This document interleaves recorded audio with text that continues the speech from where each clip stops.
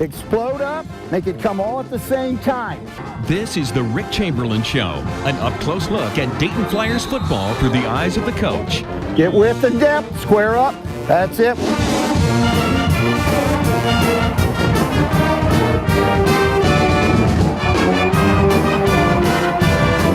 Now, here's your host, Mike Hartzell. Right there, that's it. Good. And hi again, everybody, and welcome to the Rick Chamberlin Show, the first Rick Chamberlin Show of the season. And, Coach, it's time to play football again. You are 3 days away from heading up to Youngstown. It is. I tell you, we've been in camp since August the 5th, and it's flown by, Mike. It really has. Players are excited to get back and be with their teammates and get out on the football field, and had some great weather here. And then over the last 2 to 3 days, we've really concentrated on Youngstown. You guys always come out of the previous school year and into summer with a motto, a message for the guys. What was the message coming into camp this year? This year, Mike, it was details.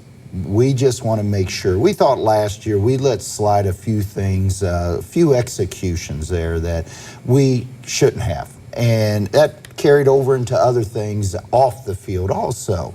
And so we really made a concentration there of making sure we cover every small detail. There's no detail too small that doesn't deserve our attention and our effort in making sure that things are done right. Before we go back to look at last season, it was a strong finish, a slow start. You finished 5-1 the last 6 games. Yeah, and Mike, going into last year, we knew the first part of our season was going to be the most difficult. Playing Illinois State and Duquesne and Robert Morris, starting off with Jacksonville and Butler, and we just knew that would be tough. Now, I thought we were competitive in most of those games, but then we really got into a roll there and into a rhythm, and we finished up strong and had a lot of momentum, and I really believe, Mike, that momentum carried on into the winter, spring, and then summer. And you've got a lot of veterans back. We'll talk about them as the season goes along, but the biggest and probably the biggest spotlight shines on Will Bartow, your quarterback. It does. I mean, that's in any program. It all starts with their quarterback position. He's the man out there receiving all the attention and has to be the one to produce. And Will tell you, it was a very average year for him last year. He didn't take a step in his experience there. So he and Luke Johnson really were battling it out in the spring, and I thought that it was very close competition. Coming into camp, they knew that it was not a set deal on who was the starter. But as we go through camp here and getting into game week now, Will Bartow is our starter. All right, let's take you back to last year before we start talking about this year. And we'll look back at last year, and this is part of that strong finish. I thought the Morehead State game really kind of got things going for this team. It did. We really played well that game on both sides of the ball there and really executed well. And it gave confidence then to the players there, and it really started things rolling for us. Bartow really threw the ball well. Here's a little trickery, a little hook and ladder, ends up in a touchdown. It does. That was the ESPN's top 10 plays for college football that weekend. That was a pretty good play, and it worked very well. Here's a guy that you don't have back, but you do have a couple of strong running backs. We do. Dan Jacob, he graduated for us, but Robert Washington came back for a 5th year after a red shirt, which is right here. And then Connor Kaser, who was a redshirted freshman last year, who rushed for 3 straight 100-yard games until he got injured there. A little scramble by Will Bartow. That was for an extra point in a big game over at Butler. But this is the only game that you came up short against, that you really wanted to have. Of course, San Diego out there. But a tough run here, and Butler goes on to knock you off. Yeah, that play in particular, that was a 3rd down play with a couple minutes left, and their great running back, Trey Heater, made it. Flyers finish at 6-5 on the season, and you look forward to what's coming up here. And what's coming up, of course, is a very difficult schedule that starts on the road on Thursday night at Youngstown State, a Penguin team that has some really good players. They do, Mike, and that's Dayton football. Our players, that's why they come to the University of Dayton, because they know they're going to be challenged on the football field there against great opponents, both in conference and out of conference. And Youngstown State is a preseason top 20 team in FCS with Kurt Hess, their quarterback, and other very fine football players, and playing up there. People know about Youngstown's tradition. the national championships won under Jim Tressel and the continued success that they have had. So we know we're in for a battle. You know, it used to be in a Flyer football schedule, those non-conference games would be I don't want to say a step down, but now you're stepping up. You've got Youngstown State, Robert Morris, and Duquesne, 3 teams that offer scholarships. Yes, and that's what our administration and our football program want to do. Again, it's an opportunity for our players to play in neat atmospheres against some quality schools, some exciting schools. That's all part of it. Here it is first, Youngstown State, then Duquesne comes in for the home opener the following week. You've got, after that, at Robert Morris, a Robert Morris team that will come in here, that you'll go there for a noon start. Then you have a week off. Yes. 3 games in, a week off. How do you feel about that? I like that, Mike. I really do. Coaches, it all depends on how your momentum's going a lot of times. Do you need it? Don't you need it? But I really like that because then conference play starts. So you have a week to regroup and get focused on the PFL. All right, then we go right into the Pioneer Football League schedule. Marist, Davidson, at Stetson. Stetson and Mercer, 2 new teams. You won't see Mercer this year. We won't. The way our conference is set up, we won't see 3 teams. And Stetson is the new team down in Florida there. And so we're really looking forward to going down there because we know they're going to be looking forward to playing Dayton. San Diego comes to town. That's a 6 o'clock game in November, excuse me, October. Yes, and we're really excited about that, Mike, because people here in the Dayton area, they know how great and outstanding that night atmosphere is underneath the lights, and have a quality opponent like San Diego coming in, who will be vying, was the preseason pick to win the PFL this year. So we're looking forward to a big crowd. You can circle a lot of games on the schedule. San Diego would be one of them, but Butler would be another one. Butler got you over there last year. They do. And Mike, that's how the PFL is. On any given Saturday, any opponent in the conference could beat one another. That's why we had a 3-way tie last year in our conference there. So each and every week we got to be ready. You'll notice that Coach and I are wearing red, which is what the Flyers will be wearing at home this year. Brand new uniforms. Let's take a look at some of them from picture day.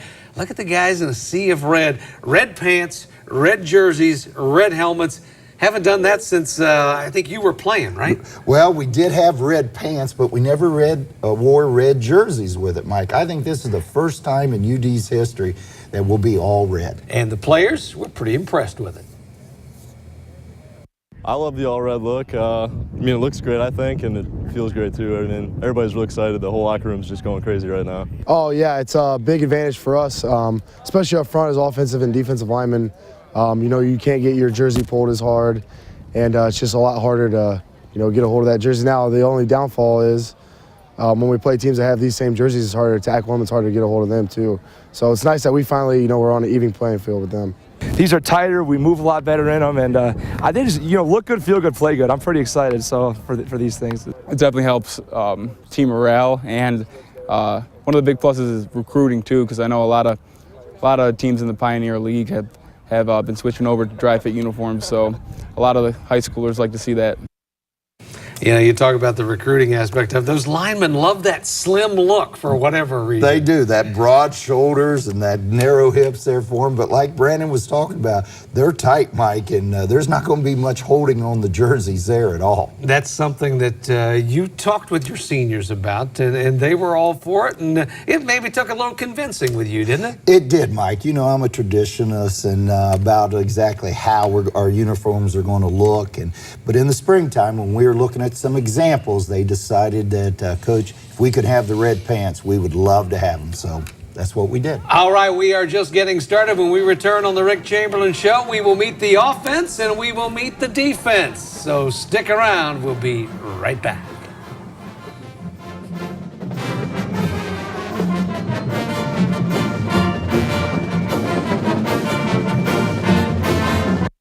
Welcome back to the Rick Chamberlin Show. And Coach, you know, it's always a good thing and a bad thing in college football. You were going to lose some seniors. You lost some good players from a year ago, but you've got a lot of kids returning. We do, Mike, and part of it is the fifth-year seniors, young men that redshirted as freshmen. We've got 8 of them this year that decided to come back. Some graduated, some are finishing up their degree here. So that leadership, Mike, that's the big thing that you like out of it. And that's the one thing that's different in your level of college football and Ohio State and those teams up there. A fifth year for those guys is no big deal because it's part of the scholarship. A fifth year here is a big deal for mom and dad because that's not part of a scholarship. Absolutely, and I think that's a credit to the University of Dayton and to the football program that young men and families are willing to make that sacrifice so that he has one more opportunity to be a part of such a fine institution. And you've got some good guys coming back, and we are going to start by meeting the offensive side of the football. Let's take a look. Tom Corcoran, fifth-year senior, left tackle, Pittsburgh, Pennsylvania. Chris Cortopassi, senior, left guard, Chicago, Illinois. Grant Georgic, senior, center, Columbus, Ohio. Chris Costa, sophomore, right guard, Toledo, Ohio. Ben Este, fifth-year senior, right tackle, Detroit, Michigan. Gary Hunter, true senior, slot wide receiver, also I'm in the return man. Robert Washington, fifth-year senior, running back from Detroit, Michigan. Tyler Massey, senior tight end, Rochester, New York. Sal Salvato, fifth-year senior, wide receiver, Chicago, Illinois. Gabe Masis, senior, wide receiver, Baltimore, Maryland. Andy Powers, senior, wide receiver, Cleveland. Grant Huckstein, senior running back, Pittsburgh, PA. Ross Smith, senior wide receiver, Columbus, Ohio. Connor Casser, junior, running back, Fort Wayne, Indiana. Brandon Johnson, senior wide receiver, Lexington, Kentucky. Will Bardo, senior quarterback, Fort Thomas, Kentucky. I'm Colin McManaman, a junior wide receiver from Cleveland, Ohio. Ian Palin, sophomore tight end from Oconomowoc, Wisconsin. All right, an offensive team that should put points on the board. You look at a good mix there, a lot of seniors, a lot of juniors, a couple of sophomores mixed into that group as well. I tell you again, Mike, with the leadership and the experience that we have on offense, the expectations would be to score some points. And there was an article in the paper just the other day about how that is going on in college football these days, the increase in the average scoring of a game. I'm a defensive guy, and I know how difficult it is to keep teams out of the end zone now, and that's what we got to have this year. Yeah, your side of the football is coming up next. Let's meet the defensive side. Brandon Dunn, senior defensive tackle from Brookville, Ohio. Pat Dowd, senior defensive end from Cleveland, Ohio. Vic Keskowski, senior defensive end, Columbus, Ohio. Austin Albert, junior defensive tackle, Brookville, Ohio. Sean Sword, Dublin, Ohio, senior linebacker. Clay Kraft, senior linebacker, North Royalton, Ohio. Colin O'Neill, senior linebacker, Palos Heights, Illinois. Chris Beechler, sophomore linebacker, Ada, Ohio. Ryan Schwanke, linebacker, sophomore linebacker, Cleveland, Ohio. Kyle Sabetic, senior cornerback, Kenosha, Wisconsin. Nick Weston, senior safety, Cincinnati, Ohio. Zach Elias, junior safety, Cincinnati, Ohio. Matt Bianco, junior safety, Strongsville, Ohio. Howard Savage, senior corner, Indianapolis, Indiana. Mitch Yinger, senior corner, Columbus, Ohio. A defensive unit that learned a lot last year and should be a better group. We are. I have a lot of experience back on defense. On offense, we lost some linemen there, but on defense, I believe we have 7 of the 11 that are back, and that 3 of them were all conference players for us, and Monier and Dowd and Sabetic. All right, let's take a look at the way things have gone scrimmage-wise for you this season. I know you've had some of the guys out working, and here was a scrimmage from a couple of weeks ago as Gary makes a nice play over the middle. Luke Johnson's throwing the ball around a little bit, and Luke had a nice camp, just not good enough to get that starting job. That's right, and I tell you, Mike, you got to have 2 good quarterbacks ready because, again, with the physical play of our conference, you never know when you'll need that, and that's why we're very fortunate to have Will. Especially with a guy that does what Will does, tucks it and runs. There's opportunities to get hurt there. There is.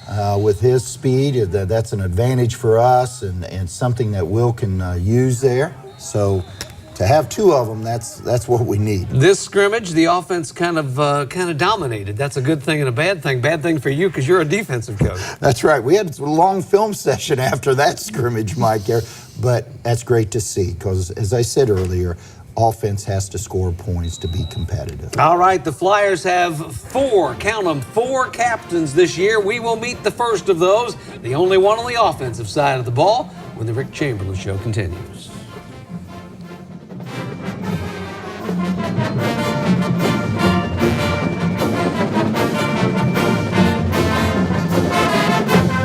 Welcome back to the Rick Chamberlin Show. And Coach, 4 captains this year, and that's something that you guys let the players take care of. Every spring, Mike, the day before our spring game, we have the team vote on who they want to have be their captains for the following fall. And we count them up, and whoever's the top. And we said we'll go anywhere from 2 to 4. 4 is the max. And this past year when we voted, they were so close, within 2 or 3 of each person there. And so that showed us that there were some qualities there that the players really liked, so we named 4 of them. So you got Kyle Sabetic and Brandon Dunn and Colin Menier back for a second year as being a captain. Yeah. That you don't see that often. You don't. To my memory, the only players that I've remember doing this was Kelly Spiker and Steve Valentino. Yeah. And Kevin Hoying. Those are the only other 3 that would have fit into that. That's some pretty good company. Those 3 guys on the defensive side of the ball. Only one guy on the offensive side of the ball, and he's not a specialist kind. He's not a quarterback or a running back. He is a lineman up front, and that's Ben Este. That's Ben. And I tell you, Mike, I don't know if Ben shared with you, he came in as a tight end, 235-pound tight end from Detroit, Michigan. Well, over the 4 years with Mark Tobey, he's 282 pounds now as a tackle. So he's really improved. And in my estimation of Ben, he's made the most improvement as a football player from his freshman year to this 5th year now. Had a chance back on picture day to sit down and talk with Ben Este about his final season with the Flyers. I was a captain in high school, and for 3 sports, but I was voted by my coaches, which is always an honor, but to be voted by your peers at the college level who've become my brothers over the past 4 or 5 years, it's truly an honor. I can't say how much I've enjoyed it so far. It's awesome. Of the 4 captains, Este is the only one from the offensive side of the ball, but Ben says that is by no means a slight to the guys who are supposed to put points on the board. While I'm the lone captain, I feel like there's so much leadership that's going on right now on the offensive side of the ball. We all stepped up, after that. I really think what happened after that Butler game, we won 3 straight, had a tough loss against San Diego on the road, but to come back and beat the best team in the league at the time, Drake, at home on our senior day, and then to beat Marist on the road, who was, despite their record, was a very solid football team. I think offensively, we really turned it on, and that's carried into the spring, and then so far in this camp as well. With summer camp now complete, what does this captain want his team to take forward into the season opener? I think it's important that we just take in the confidence in our abilities. Like, we know what we can do. We just have to be trusting our abilities, trusting the system, which I think we've been doing, and things will fall into place for us. Basketball, football, hockey? Yes. I wouldn't want to see him on a hockey rink. I know. When he was 225 pounds in high school there, that'd be quite a load when he came at you. Ouch. All of our captains and a lot of our players throughout the season are going to be asked a bunch of questions about football, yes, but they're also going to be asked the Flyer 5 questions. Ben Este is first. If you could have any superpower, what would it be and why? I think flying. I think flying would be awesome. You wouldn't have to get stuck in traffic, and I just think flying would be so cool. Finish the sentence. I wish I was a better musician. I have no musical ability whatsoever. Life after college is exciting. I'm ready for it. 10 years from now, I expect to be working somewhere out in California. That's where all my family is, and I love it out there, and that's where I aspire to be. So, if being Flyers taught me one thing, it's trust in those around you, have patience, and really take pride in tradition. It means everything. You told me something I didn't know. He's the grandson of Chuck Knox. Chuck Knox. Former NFL coach. NFL coach, legend in the NFL there. And he's been to a couple of our games. His grandfather has come in to watch him play. How about that? That's impressive. It is. Okay, the Flyers are impressive and hopefully really impressive on Thursday as they take on former CJ star Kurt Hess and the Youngstown Penguins. We'll preview it when the Rick Chamberlin Show continues.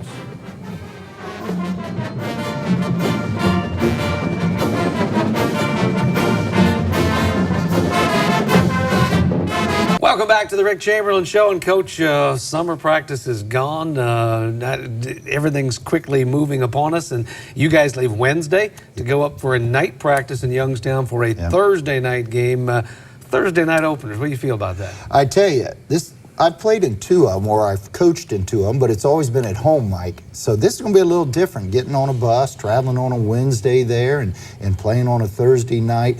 But I like them because it gets the crowds there. It really does. And we've got a number of Flyer fans that are going to be there. And you've got, of course, going against Kurt Hess. He's the outstanding young man from Chaminade-Julienne High School. He is a 4-year starter, or will be a 4-year starter, or 3-year starter, I believe it is, maybe 4. I think it's all 4 years that he's started. He's a young guy who didn't have a lot of offers coming out of CJ. He didn't, Mike, and it surprised us. And we had made contact with Kurt there, but Youngstown State then came in and offered him a full ride because they could see the qualities that he had. And I think what's more impressive than being a 4-year starter, Mike, is he's a 3-year captain. Yeah. And so that's pretty impressive there. He's a 3-year captain, a 4-year starter, but he's never been to the playoffs, and that's one thing that really has him going right now. I would think so, because seniors, they feel like this is my last shot to get into that playoff, and they have a good enough team, Mike, that they could do that. There's more than just Kurt Hess. Let's look at some highlights from last year from Youngstown State. This is a team that's very talented at a lot of different positions. They are on offense. They lost 3 of their linemen, but their All-American guard is back, and they've moved him to center. And then you have Kurt Hess, a quarterback, 2 starters at wide receiver that are fast, big, 164, 210 at the wide receiver. And then on defense, the strength of their defense is their linebackers and their secondary, and they play in a very competitive conference. Now, a year ago, you opened with another similar team. How does Youngstown State compare to Illinois State you saw last year? What I thought about Illinois State probably was a more athletic team than what Youngstown, even though Youngstown State, they're more athletic than we are. But what I really think about Youngstown State is their execution on offense and defense. Illinois State was very simple, which was fine because they had the athletes. But with Shane Montgomery up there, the former Miami head coach, he's the offensive coordinator, and he's got those guys rolling. All right, let's take a look at the game itself. It's coming up on Thursday night, a 7:30 kickoff. You can listen to it with Larry Hansgen live on News Talk 1290 WHIO Radio. And it's a game that, as the Flyers get ready, we talked about the playoffs in Youngstown State. The Pioneer League champion gets a playoff spot this year as well. We do, Mike, and that's something we've been trying for. Our commissioner and the coaches have been lobbying for, and it came about this past winter, where now the champion of the Pioneer Football League gets an automatic qualifier into the playoffs, which will include 24 teams. And the way it's set up, Mike, is the top 8 teams will get byes the first week, and then the other 16 will be playing in different sites there. And Mike, it's not by seeding for home games. It's by geography. And so wouldn't it be wonderful to be in the playoffs and host a home playoff You game? know, it's always great to compete for a league championship and the trophy in the ring, but that playoff thing is just a little bit sweeter, isn't it? It is, Mike. And for your recruiting, that's big to players there. It really is, to have that opportunity. Now, can we get out there and play every week against a 63 full-ride teams? No. But to get in the playoffs and have that one shot. All right, the Flyers at Youngstown State is Thursday night at 7:30. Coach and I will be back next Sunday to show you how it turned out on the Rick Chamberlin Show. Have a great week.